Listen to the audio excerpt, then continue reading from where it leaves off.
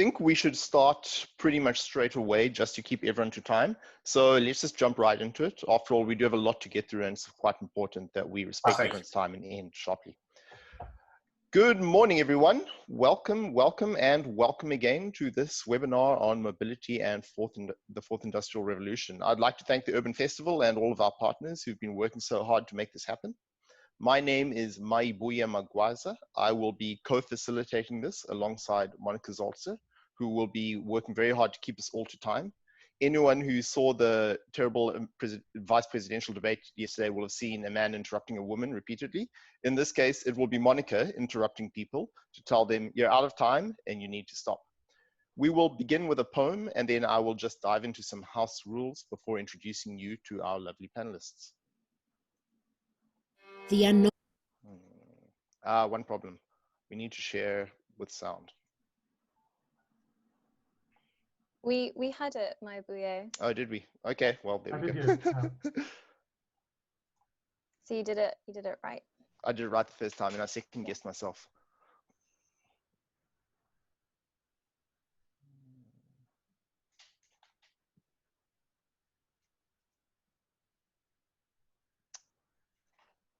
The unknown says, our confidence is naive.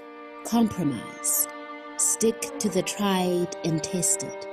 Your passion is aggressive. Knowing that we are coming for everything, marching forwards in numbers, in ones and zeros. The past has no leverage on us.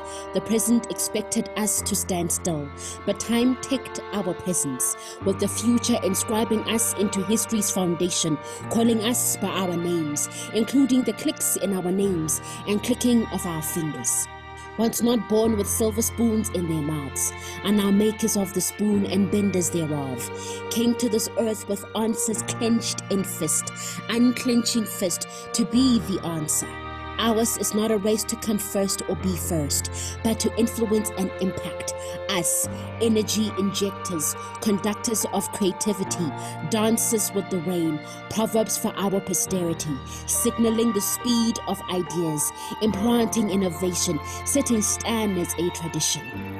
We are outliers, the avant-garde, belonging to secrets whispered in spaces unseen for fear of our splendor.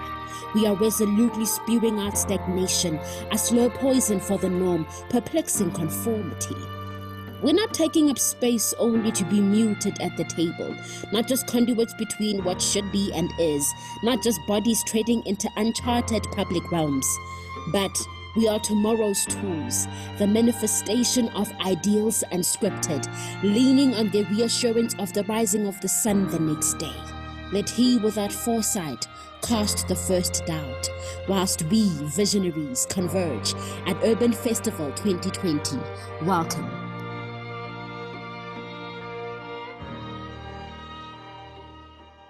Well, I'm sure you'll agree that was a lovely poem. That's in fact the first time I heard it, so I think it really said a lot and really sets the tone quite well. I've never actually started a webinar with a poem before, but I think it's an excellent idea, and we should definitely do more of that in future. I am going to just move on quickly to the house rules. I believe the poem said something about not being muted. In this case, we are muted, but that does not mean you may not have inputs. Please capture questions at any time. Type into the question feature. During the open discussion, we'd prefer if you keep hand raising as a feature to the open discussion, but feel free to type good ideas and questions, actually a comment, not a question, into the chat at any time. Technical questions, please send that to Roland Postma, our host, or to me. And if you wish to post this on social media, by all means, go ahead. This is actually being recorded. So that is something you should be aware of at this point. It is being recorded and it is being streamed. So if you don't want that to happen, well, unfortunately, you'll have to leave. Essentially, this is an open place. Think of yourself as being in a very large public room where lots of people can see you. No pressure, but let's just be aware we are on the internet, and it's important to be careful and precise about what you say. I am not going to give long introductions to our panelists. I found whenever I introduce people, things go wrong and they get angry at me for some reason. So I'll allow them to introduce themselves. However, our speakers are Roland Hunter, Ben Combs, Bob Kabea, and we should have Mbata Hlubi from the City of Johannesburg joining us in a little bit for the respondent section. This is our program, as you can see here. with the details that I've just talked to, and we're probably already starting to run over time. So I'm going to hand over to Monica right now, who's going to talk us through the Menti poll. Monica, would you like to step in there? Yeah, thanks so much, Maya. So before we get going with our panelist presentations and introductions, we thought we wanted to turn to the audience first. So if you've got a device with you, either your laptop or your phone, if you could please go to menti.com. We've got the website on here and also the entry code. So you'll have to type in 49 19 22 9 once you bring up the Menti homepage. We'll only have one question to just turn to the audience to see what the fourth industrial revolution means to our listeners today, so that we can frame our discussion once we introduce our panelists and turn to them. Please do leave any comments, I think, in the chat function if you're having difficulties with that, but hopefully it is all up and running.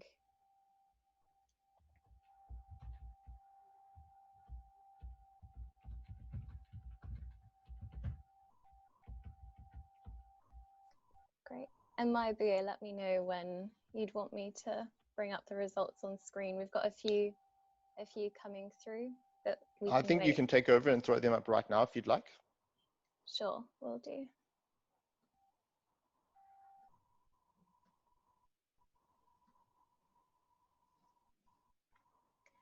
So we're getting through a couple of comments here about unprecedented pace of change, exactly, emerging technologies, changing our future, technology to make our lives simpler, easier, exciting potential, also some risks, which I think our panelists will definitely touch upon today.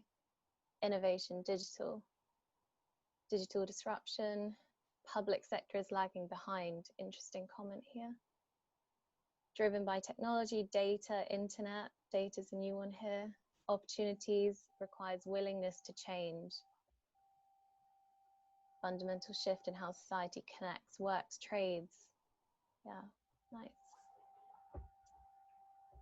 Virtual reality, touching upon some of the technologies that we're talking about and coming back to the efficiency, effectiveness.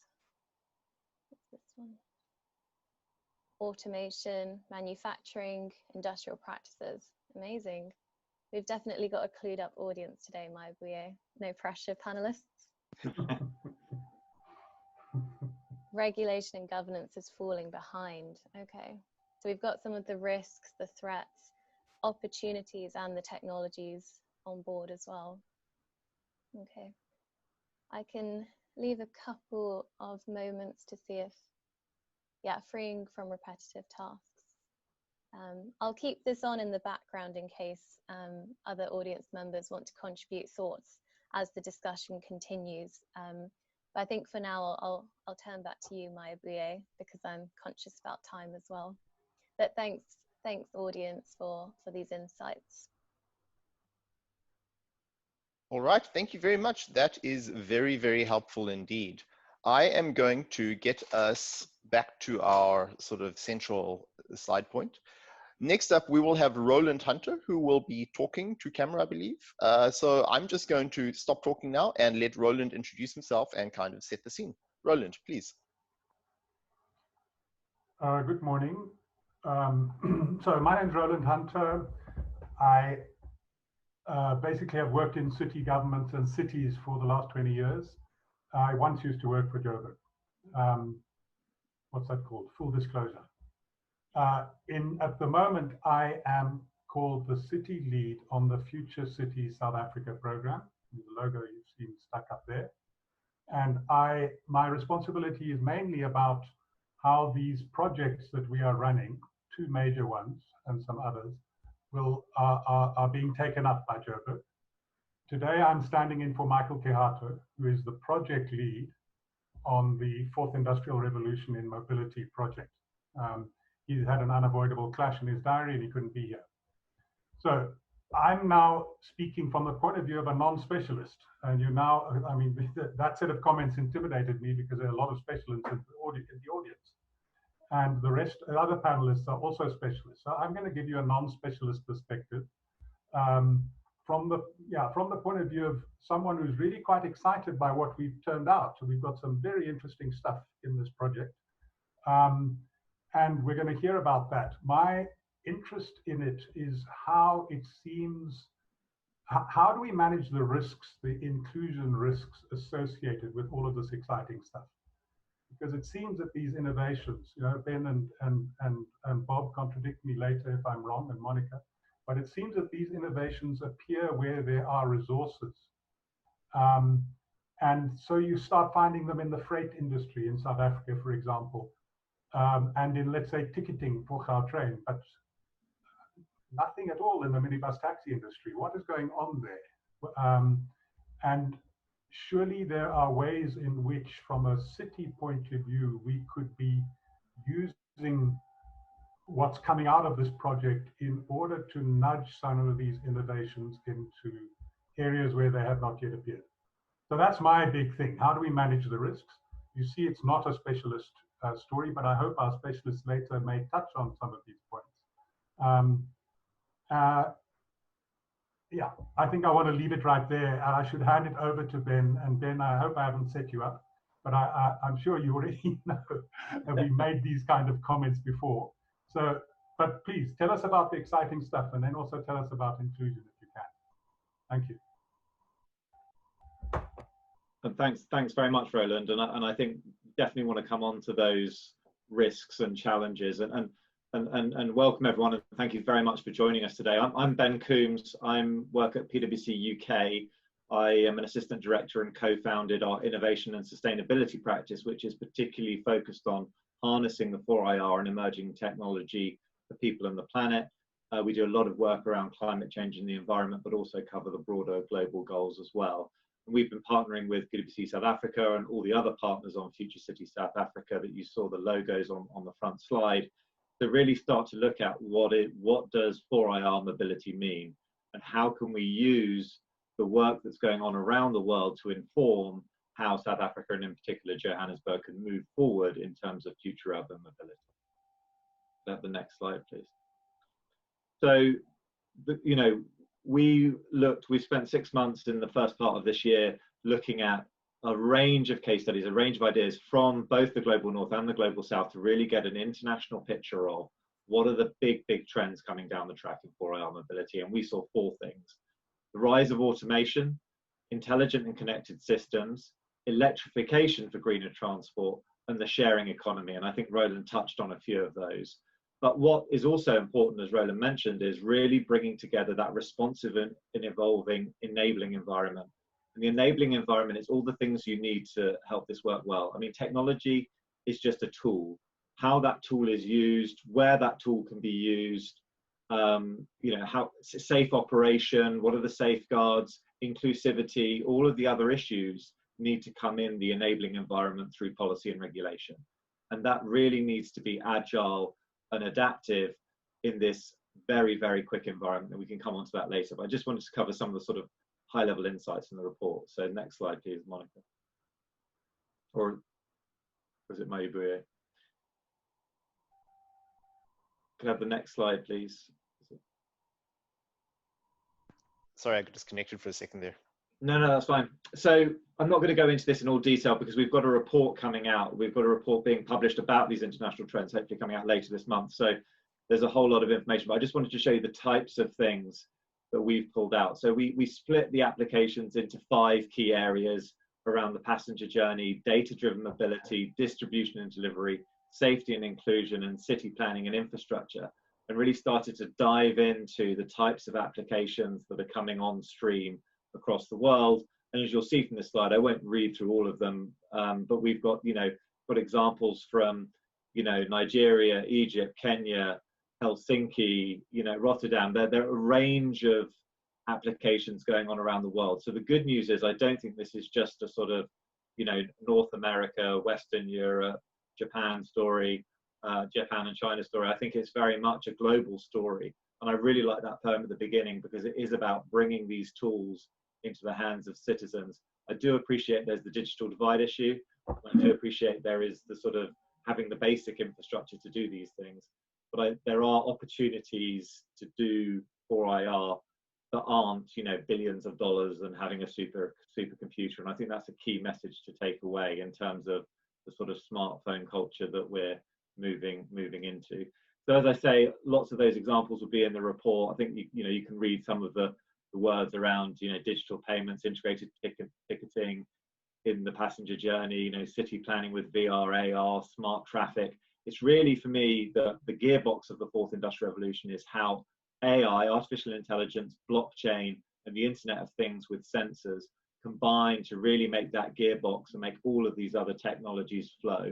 And the good news is AI is increasingly moving into the cloud and is available through, you know, the big tech firms' platforms that you can then create things like, you know, digital payments, ride sharing, thinking about app-based incident reporting. So it's really interesting how there is a fusion of big tech and local tech. And I think that's a really important aspect of this, which is how do we get local communities, cities, urban areas to really harness and foster the cloud and those technologies that are coming on stream.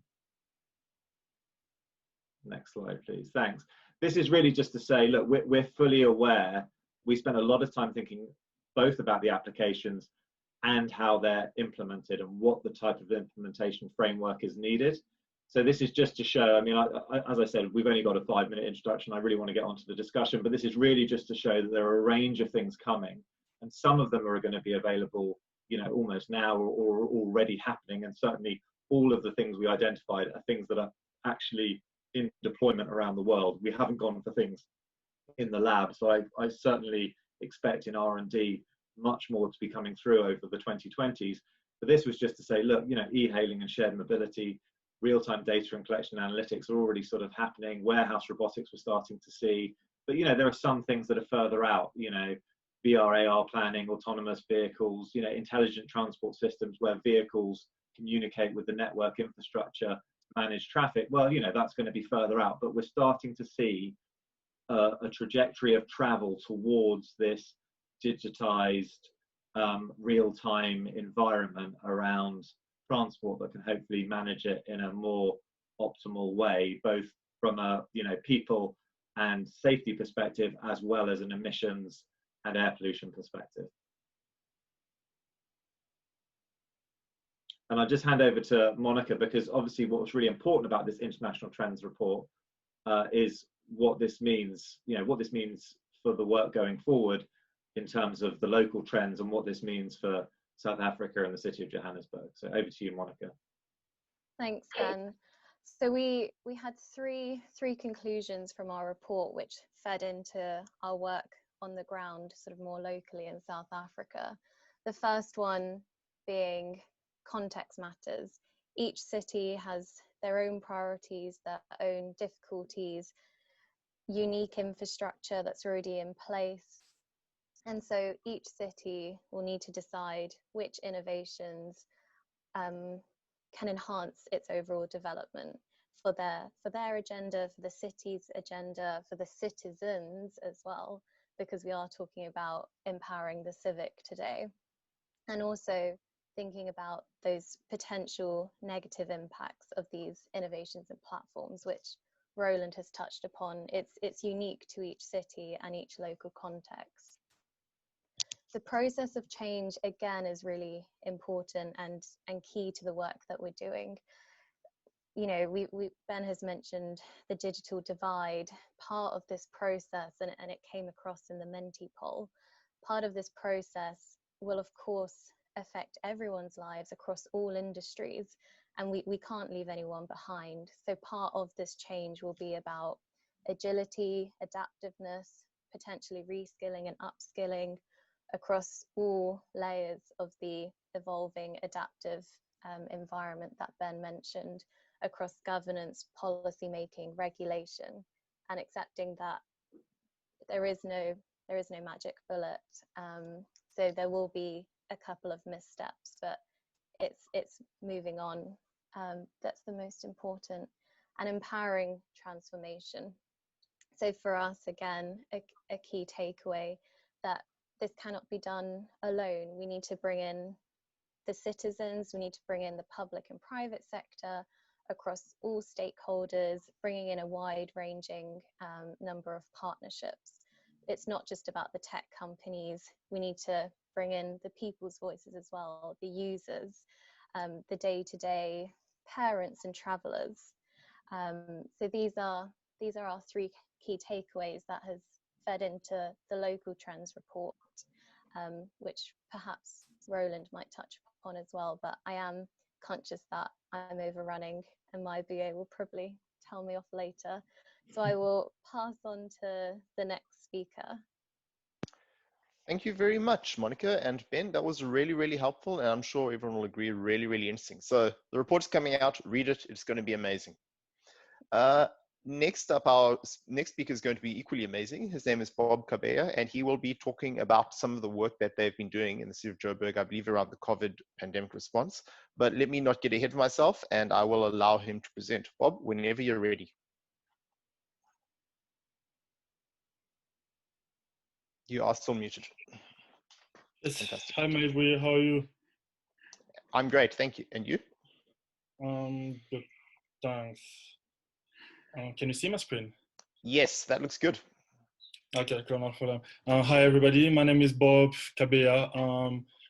Working with Go Metro, which is a transport and mobility company based in South Africa. We've been doing quite a lot of work in the mobility sector all over South Africa and Africa and in quite a few places in the world now. We've recently tried to expand now in South America and in the US. And we've actually really been trying to see and make use of data insight to assist cities and operators to make informed decisions on transport in general. And today, I think I only have about 4 minutes left for our talk. And to add on to Ben Combs was saying, we are looking at the local impact of fourth industrial revolution. But then one of the work that we actually started doing in this specific project was to look at the impact of COVID-19 on the resilience of a city.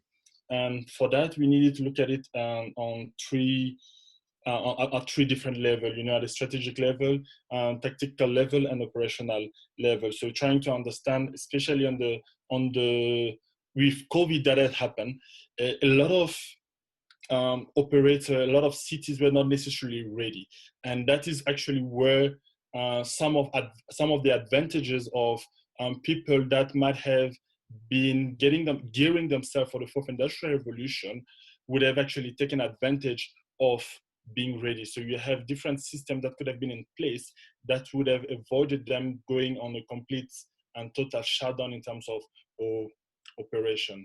And the portion that we've tried to look at specifically at this stage is what will be the recovery path and what will be the normal. But you know that whenever there's a big event like the COVID-19, so that is considered like the disruption point. And when we had the various lockdown measure, those were when we're having system adjustment. We were trying to actually see, you know, how are things changing, like how can we adapt and how can we adjust? And these were the elements that were actually assisting us to actually see if a system or a city was resilient or not. And literally looking at how they've been able to respond to all of that and how technology has actually assisted in them responding to all of that really helped them gear themselves for the future. Just to give a little bit about context in terms of COVID-19, you know, in South Africa, the lockdown started on the 26th of March. You know, as lockdown progressed, there was a lot of restrictions that were implemented, which in a way had affected how people were operating, how people were moving, how the choice that people were making. And in many cases, it's also the type of technology that people actually had access to would make their life easier or harder. And also the type of ticketing system, as an example, would actually make a specific operator be able to continue his operation like usual or not be able to do that. And the work that we're doing, some of the key expectation and observation that we've gotten so far, on one side, we have the change in mobility pattern, the decrease in public transport ridership, an increase in private car usage and ride-hailing, an increase in non-motorized transport use, a change in the perception due to safety in public transport, and approximately 50% decrease in demand for minibus, taxi, and bus operator during the COVID period. That's literally more on the operator side, but there's the social side that actually came with it, which is, you know, the employment, job loss, or reduction in income, or the number of days of work that people were working per week, the shift towards remote working that comes with a really big need in terms of technology, the decrease in activity and social life, you know, making people actually start changing how they socialize, how they make use of technology to actually still enjoy what they used to enjoy. And, you know, right at the beginning of the lockdown, you actually had, you know, things like panic shopping and all of that shifting the way people are actually behaving and bringing to it as well a decrease in availability of work. So we are trying to actually check how all of these factors have impacted the city of Johannesburg, have impacted the life of people, but also how would have things been differently if there was enough technology accessible to some of those operators. So you have things like, if there was a cashless system in the minibus taxi industry, would have been as difficult for them to actually be able to respond to COVID when things were happening. If things were different, what would have been the situation that we currently have? I think that was all that I need to share on my side. Thank you. Okay, thank you very much, Bob. I think that was really interesting. And thank you to all of our panelists. And greetings to Bambata Hlubi, who has joined us from the city of Johannesburg. Bambata, I want to give you a moment to kind of introduce yourself. And if you'd like to respond to anything we've seen, you're welcome to. If not, we will be going into the Q&A after that. So, Bambata? Good morning, everybody. My name is Bambata Hlubi. I work for Rea Vaya. I'm the guy who's in charge of the fare system. Just a quick note on some of the issues that were raised around what is the city's response to 4IR. I mean, one of the city's responses to 4IR is obviously the fact that we are part of this project with the UK FCO on this Future Cities project. There are others that we're busy with, but unfortunately, the regulatory environment kind of takes long in the city.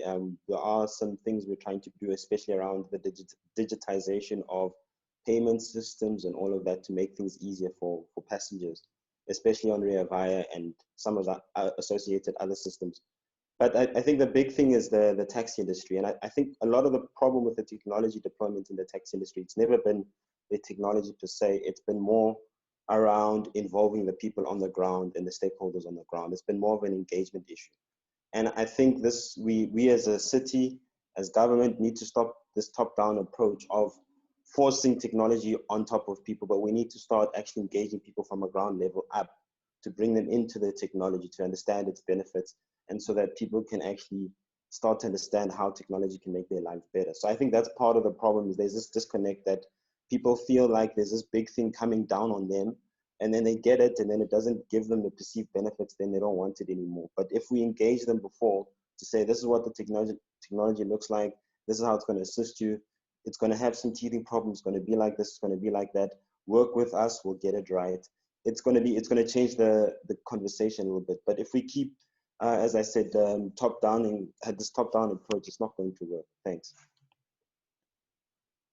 Okay, thank you very much. I think we've heard from anyone. I'm not sure if Roland wants to have a last word before we go to the floor for questions. No?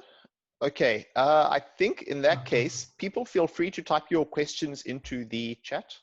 Roland, do you want to have a last word before we go for questions? No, that's fine. Let's get into Okay, fantastic. In that case, by all means, please either into the Q&A or into the chat, type your questions, and we will track and start putting them to the panelists. I have to say that for myself, I found, yes, Ben, please go ahead. Yeah, I just wanted to really build on that really fantastic point from Bambata about the top down, and PwC, we have an approach which is people, process, technology, and data, and technology is the third in the list, because you've got to understand the people, and that's what you're talking, the engagement with people on the ground, but that's also the talent and skills you need to develop the things that you're doing. So I think the people part is a two-way process of doing that. Then the process part is, how do you get that how do you get your solution, your idea into the system? And that is a process both of regulation, policy, but also engagement, awareness building, and buy-in. And then you get to the technology solution, which I think, as you say, is something that is usually reasonably well formed, or as we've seen from the international trends work we've done, that there are lots of examples to draw from, and I'm sure cities and areas and countries who would be willing to talk to you, and solution providers. And then it's, where are you going to get the data? And where are you going to find the data to really drive those systems? How are you going to make that data safe? How are you going to make people feel safe about using that data platform and the technology involved? And that's why, you know, it's all together for me. It's the people, the process, the technology, and the data needs to come together. And that's when I think we'll see a successful solution. Thank you very much. That's a very good point. We do have a quick point in the chat here from Gerard Hitchi. The last point is key to understanding how to include the whole spectrum of community. What does the GSI, what are the gender and social inclusion needs relative to economically active needs and so on? So I think that definitely is a strong understanding around here about how we need to include people, we need to start with people, and we need to engage with stakeholders. The floor is open, so by all means, please put your questions in the Q&A, or if you want to comment, please go straight into the chat.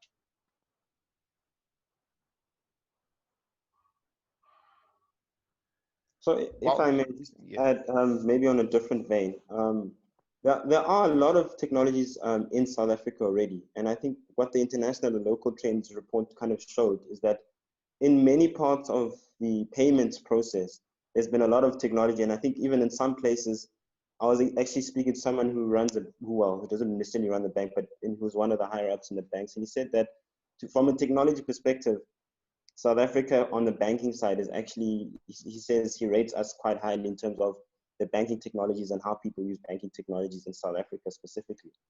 And he says we're probably number 5 on the list in terms of the use of banking technologies. And it's so interesting for me that we have all this, we have one side of our economy that is so digitized and almost world-class. And then we have all of these almost laggards in another industry. And the problem has always been, as I said, is that we need to start looking at how do we bring in, for instance, in the taxi industry, there's a lot of informality that, to be quite honest, also kind of stops technology. So you've got guys who wash the taxis, you've got guys who are mechanics at the taxi ranks. All these people are not organized, they're not formalized. If, for instance, one of the big manufacturers says, listen, we're going to come up with a different way to help maintain the taxis that are out there, those guys potentially will lose income. If maybe the same manufacturer says, we'll also give you free, for instance, a free car wash every time you service your car, those guys then will also lose income. So I'm just saying that there's all these things that potentially 4R is going to disrupt, especially in a very informal sector. And unless we start understanding what's happening in the informality and start to bring in these people and start to have these conversations, we are going to have a lot of problems when we bring in new technology, when we start these processes. Because as I said before, if we don't start including the people on the ground, we're going to actually have a lot more problems going forward. Thanks.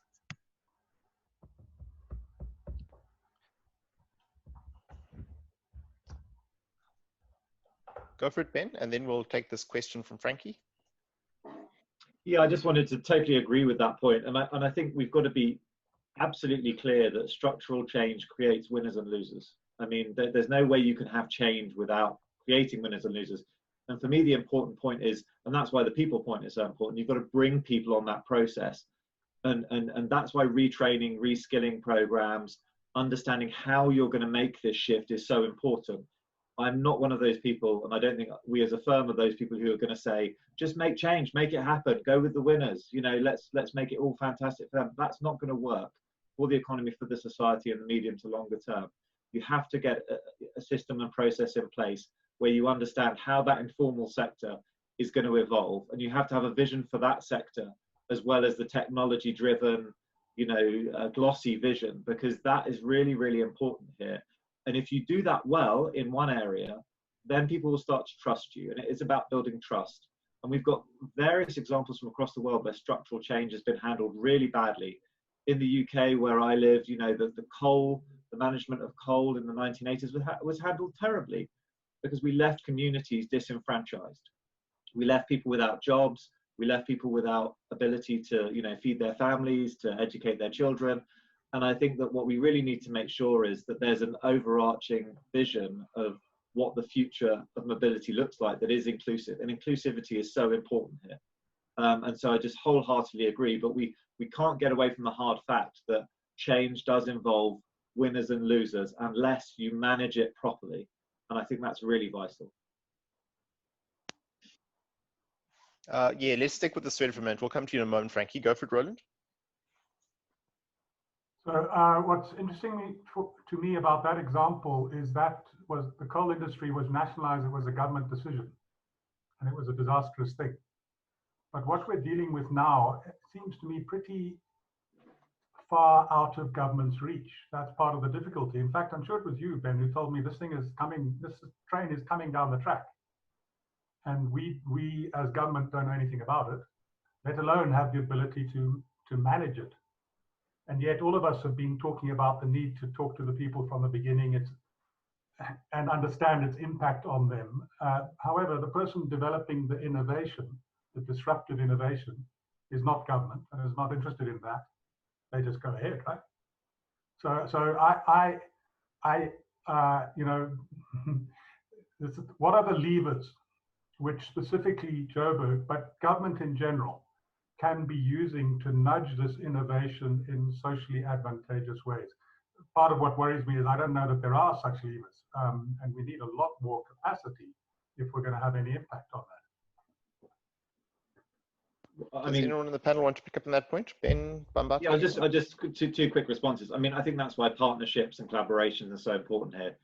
You know, the city, the government, whoever's needs to work with those technology providers and have this open conversation and say, look, we're worried about our citizens, we're worried about unemployment. Of course, you may create 100 jobs, you may be creating a lot of value for your company, but what's happening for the broader ecosystem here? And that's where licensing comes in. I'm sorry, you know, that's where licensing for people to operate on your territory within your city comes in, and that has to be part of the conversation, and it has to be part of the vision for what you're doing. And you know, just to pick one example, I'm not saying it's worked well, but there was a point where in London they said, look, Uber, you can't operate, you don't meet our standards. I'm not saying they've reached a perfect solution with that provider. I'm just saying that there are instances where people are starting to question how people are operating and saying, hang on a second here, what are you actually doing for us? What is your contribution to the broader society? And I think we're really starting to see people understanding that, you know, tech used to sit on the side like an ICT, oh, it's in the ICT room or the ICT department, and it's now becoming much more pervasive. And I think people are realizing you need to treat it in that more holistic way, and holistic means inclusive. And I think that's, you know, so if you know, councils and cities don't have good relationships with the technology providers, those really need to be built very, very quickly, because that is a really first step to you know, engaging and steering that process. Sure, go for it. Sorry, I know I'm not technically a panelist, but I just wanted to say that there are some really exciting and innovative regulatory and policy examples and sort of case studies that other cities can draw upon. And I really want to highlight one in particular. So regulatory sandboxes are a really interesting way to sort of open up regulation and actually say, what does the city need? What do the people need? How can we? So a regulatory sandbox essentially puts a regulation in place for a limited number of time, maybe it's a year, it's just temporary to see how it works, which allows innovation to happen, to enable the, you know, the positive opportunities, but also see what are the risks, what are the threats, and then a city can decide whether or not that's worth it. You know, it could be drone related. That's kind of what springs to mind for me of, you know, air traffic. How are we meant to control the drones in the sky? Well, okay, it's a new technology. We've only had aeroplanes in the skies before. What can we do? Well, we can experiment, and that's what it's about. It's agility, adaptiveness, and as Ben said, partnerships and engaging others to broaden the conversation. But there are some really exciting, agile, new, innovative ways to govern, to create policies. But I'll leave it there. Awesome, thank you. I think that's a really good sort of point to end that sort of specific thread of the conversation off on. I am going to insist that we go to the questions. We do have an audience and we're not just here to talk to each other. First off, we're going to start with Frankie Howland, and this is to all panelists. Are there any specific technologies or implementations that the panelists think would be a good first step for Johannesburg's transport system? So that's just going, brass tacks, a thing, an actual thing. And I'm not insisting people pick winners here, but is there a specific tech that you think would be a great place to start with? Let's start with Bambata. Yeah, go for it. So we're currently busy with a project to look at integrated fare management with together with Gautrain and specifically with Sanra. That's probably going to go a long way to help with the whole process of one card, one card, one system for the whole of not just Gauteng, but the whole of South Africa. So that's one of the big technologies we're looking at. But I mean, it's just all we're basically going to do is that you're going to be able to travel with one, basically your wallet will travel with you no matter which public transport you use. So that's the first step. The second issue obviously has to do around integration of routes and scheduling, and that's probably going to be a lot harder than people will give it credit for. And a lot of operators are going to have to say, listen, it doesn't make sense for you to operate here, you're going to have to operate there. Part of the discussions as well is that I think what people forget is that people think that government doesn't want to subsidize the taxi industry. The government has an appetite to subsidize the taxi industry. It's just that there's certain standards they must meet before government subsidizes them. And the big issue is that they're not willing to say, government, here's our business case. Here's our business, this is what it looks like. Can you subsidize this route? Can we do this? Can we do that? And I think that's basically what needs to happen, is that maybe part of the problem with how government has been approaching the taxi industry has been around basically turning the taxi industry into these companies that own BRT buses. But maybe what we should be doing is also saying, those players who are still taxis, maybe there's a business case to help you guys become a proper transport business and capacitate you correctly, help you schedule, help you plan your routes properly, and help you collect your fare. So that's part of the disconnect around public transport usage, planning, and all of that, that we've been thinking big, long-term, big bang systems, and maybe we should also be looking at how do we incorporate the smaller guys into smaller, shorter routes and that sort of thing.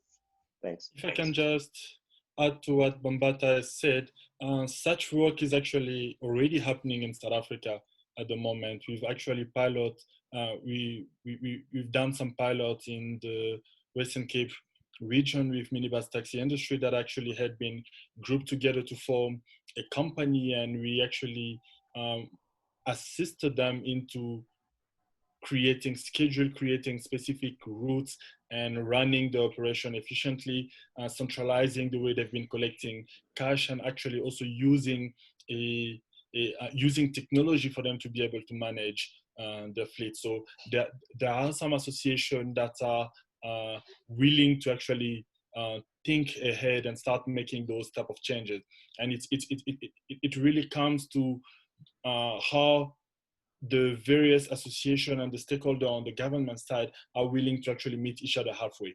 But I mean, with the means put on the table, there are definitely people that are willing to make that change, because they are being cognizant of the fact that life is changing. They could see how ride-hailing services came and knock down the traditional 4+1 taxi sector. And they know that it's coming, and they have been saying that they know that it's coming. It's just a thing of stakeholder engagement being taking a different approach so that some of those solutions are found in that specific sector.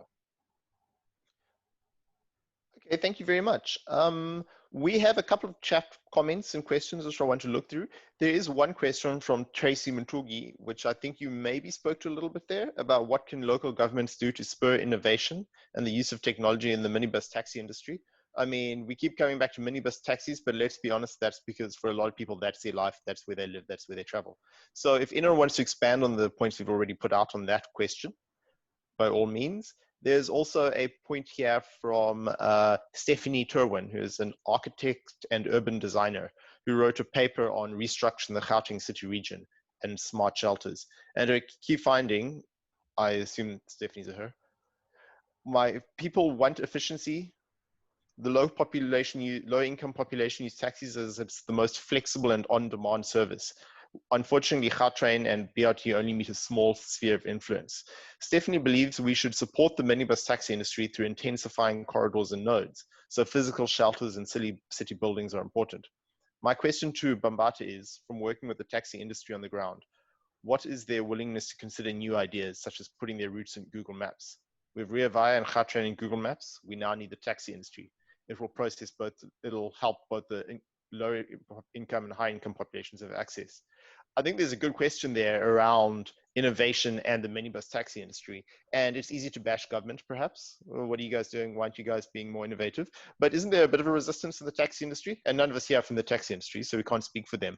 But I mean, wouldn't they really just prefer cash? Because, hey, as soon as you get a swipe card, you now have to pay taxes and you become formalized. So, I mean, do our panelists think there's resistance perhaps on the ground as well about innovation? Bambata is possibly the first person, but anyone can really speak to that. So, if I may, the taxi industry, there are elements within the industry that don't want to digitize, and obviously it's got to do with how the model is. I mean, your big problem, not necessarily problem, is the big stakeholder there is your driver and basically your queue marshals to some extent, and even some of the route supervisors, because everything that they do is cash. Now, if you're gonna, and basically the people that actually run the ranks are not actually the big associate. Well, the associations run the ranks, but to be quite honest, the queue marshal on a day-to-day basis, the person who's actually running the rank. And the thing is, when you take away cash from that equation, you need to find a way, how are you going to incentivize that person? How are you going to make sure that that person has a salary, has an income? Secondly, they say, why don't we put taxi routes on Google Maps? Good idea, but I'm sure Bob has also picked up this and maybe you can speak to it, but some of the way that people talk about locations on the ground in a taxi vis-a-vis what's on Google Maps is not the same thing. So for instance, where I stay, there's this place called the White House. The house is no longer white, but everybody knows when you want to stop the taxi, you say, I'm going to the White House. So there's and that's the problem with some of these more formal mapping systems, that they speak very much to I would, for lack of a better word, a developed world perspective.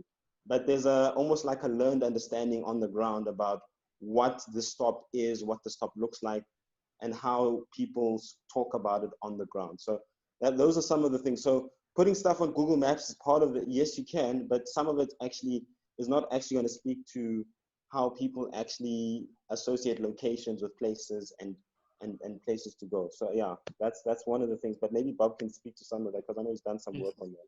Yes, if I can add to Stephanie, talking about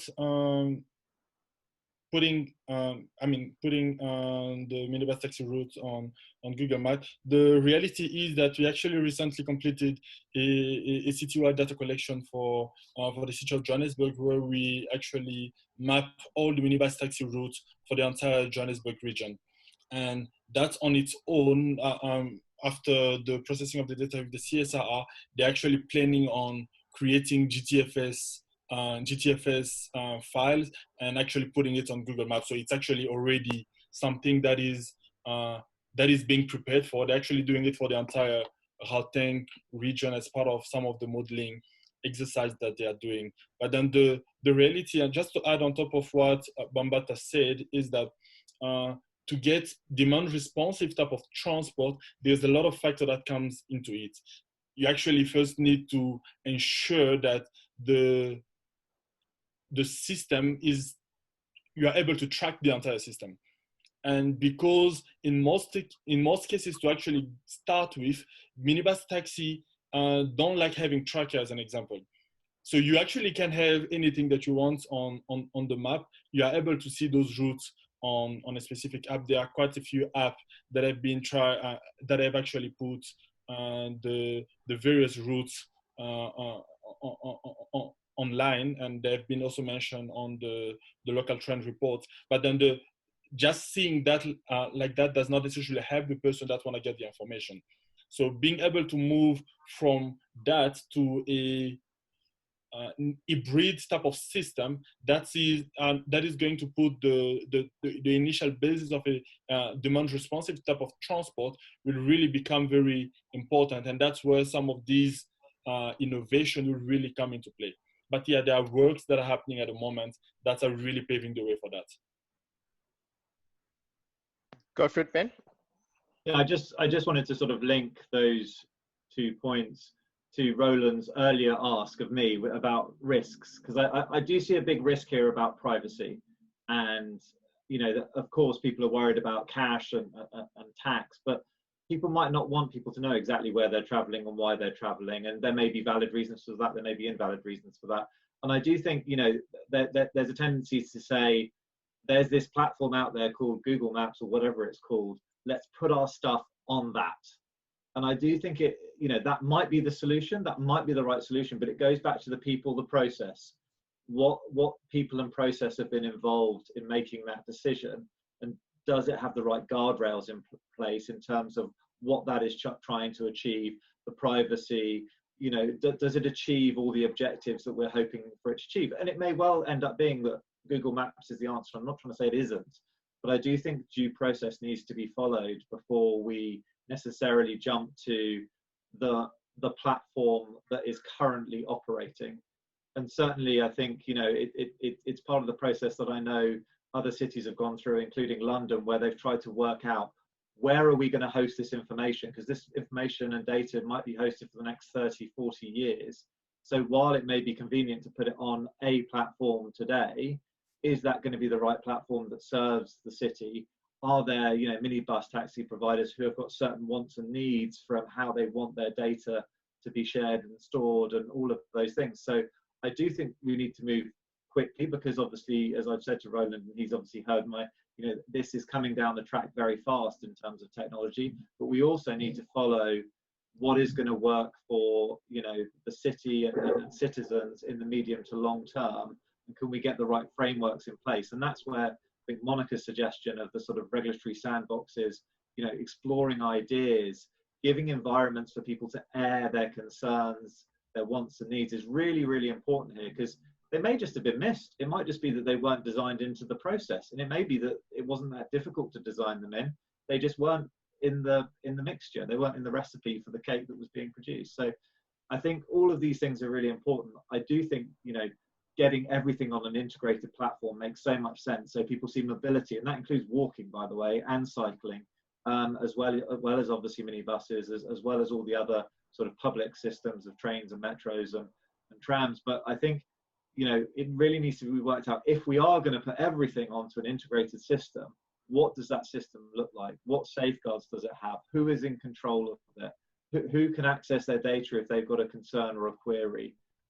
So I think there are, you know, it's great to have everything integrated, but it also raises a host of sort of broader questions. I just wanted to mention that as well, because I know Roland was worried about risks, and so am I.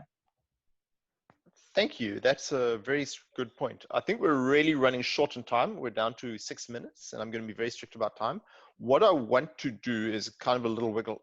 Unfortunately, Steffi, I'm not sure if we'll have time for you to go live, but I hope that some of the responses from Ben and the others about integrating things were helpful, and we're always happy to have further conversations. So please do get in touch with us. I want to do this. I want to firstly raise Gerhard's question here, where he asks a bit about, I believe, the digital divide. Let me get the exact wording on that chat here. Okay, my sense is that 4IR holds a risk to broaden the social divide. Has this been contemplated by any panelists, or is the opposite perhaps true? Now, I first want to kind of deploy that question out there and enlighten quick if someone's got a hot take on that, please come back. But then I want to give Roland a bit of a space to kind of wrap up and summarize as we come to the end. Does anyone have a red hot answer ready to go for Gerhard? I mean, we've sort of been talking about this, but and I don't want to be unfair here and make you get too glib, but does anyone want to briefly speak to that question? Go for it, Bambata. Quick one. Yes, it is unfortunately there is gonna be some, as Ben said, some winners and losers. But I think the issue is that we need to start moving away from winners and losers to win-win. And I know the city's invested a lot in terms of getting more Wi-Fi hotspots and kind of getting more people access to data at I mean, it's 400 megs a day for anybody. And in more places, part of the project was also to include some BRT stations as well. So the city is cognizant of this data issue but bridging the digital divide is not just a city problem. It's also an issue around data affordability. It's an issue around everybody, as Ben said, all the partners need to come together and say, listen, how do we make this thing data like as freely accessible as water in that sense? And that's basically it. And if we can do that, we'll solve a lot of problems. Thanks. Okay, Ben, you've got like 1 minute. Yeah, no, I just wanted to build on that and say, for me, you get winners and losers if the process isn't properly planned. I just wanted to make that clear. I think you can get to win-win, but if you don't plan it, you'll end up with winners and losers. If you just let it run itself, you'll end up with winners and losers. But with the right enabling environment in place, with the right people process, you can get to a win-win situation. So I think we're on the same page there. And I do think there is a big risk of this accelerating the digital divide. And that is why I would encourage cities around the world, in South Africa, everywhere, to say, who are these technology providers? Let's go and talk to them about our concerns, which are, some of us don't have technology, some of us got out-of-date technology. How are you going to help us get to where we want to get to? How are you going to help us leapfrog some of the development challenges that other people have faced in the 20th century? And I do think that's where collaboration and partnership really comes in here. And I think really airing those fears, having those honest, hard conversations is how you're going to get from a situation of winners and losers to the win-win that Bambatha's talking about. Thank you very much. I think this is a good time to let Roland wrap up, since we do want to be strict about the time. Roland, do you want to sum up, conclude? Please. Okay, thank you. Thank you very much. So in response to an earlier question, one of the things I would like to see is that in the minibus taxi industry is that all payments go through a smartphone device. And this is technologically so simple, I believe, right? But to me, it highlights Ben's point. The technology is not really the issue. The issue is the people in the process, and we'll get to technology third. I understand that the roadblock in the way of using a smartphone device, by the way, you can start doing ride hailing through that as well for minibus taxis. And you collect payments and you generate so much data about routes. You can decide later whether to put it on Google Maps or not. But it's from a regulatory and a planning point of view, Bambatha, having all of that data live, I'm sure, would be fantastic. But it contradicts the business model of the minibus taxi industry, as you highlighted, in various ways.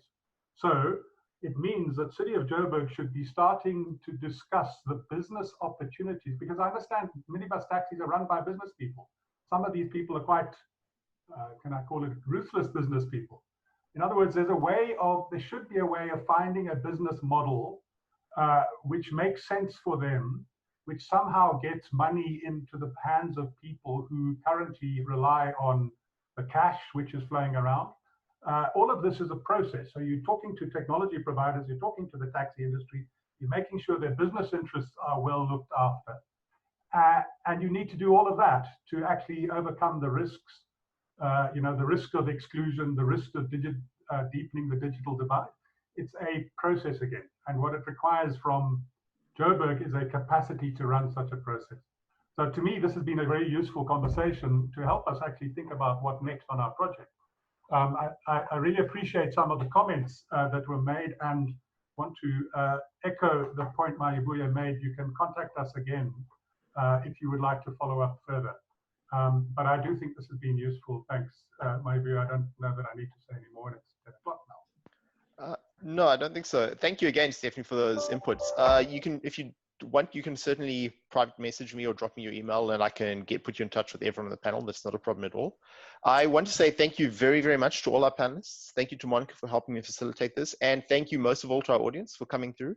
And last thanks to all of our partners in the Urban Festival. I think we're doing some really interesting stuff. And please do go to the website. If you heard about this webinar through some other means, go to the Urban Festival website and do check it out. There's a fantastic program. There are events all week long. I will put the URL into the chat. There it is. Thank you, Roland.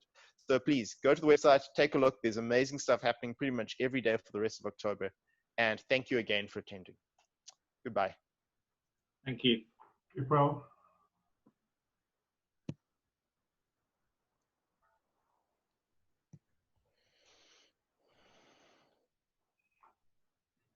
Perfect. I just couldn't turn myself off, Roland. Thank you for help. Likewise.